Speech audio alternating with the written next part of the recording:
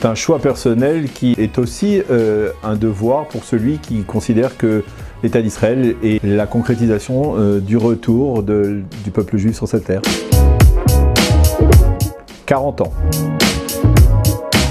La première, c'est de vouloir être acteur de l'histoire et non pas spectateur seulement de cette histoire, de l'histoire du peuple juif. Et la seconde, c'est de vivre son judaïsme pleinement dans un cadre qui est le cadre d'une plénitude et d'une unité dans la nation. Pour des raisons d'intérêt matériel et ne pas trop attendre de l'État d'Israël.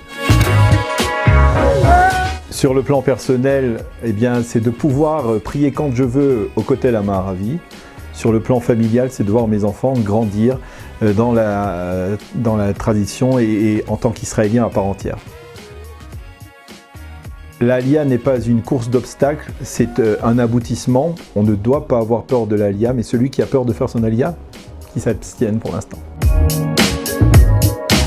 En tant qu'Olim Chadashim, on n'est jamais véritablement intégré à la société israélienne, mais cela ne nous empêche pas d'être israéliens à part entière.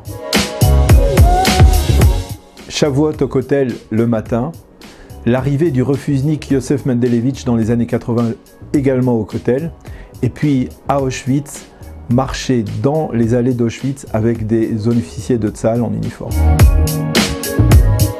Dans l'absolu, ce n'est pas important, et ça ne doit pas être important.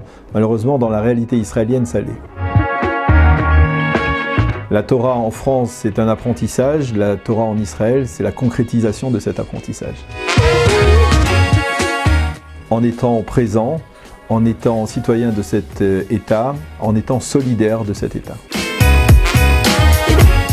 Je reste de culture française, j'aime bien, ou j'aimais bien me promener à Paris, mais il est clair que si on me demandait de choisir, je serais avant tout israélien.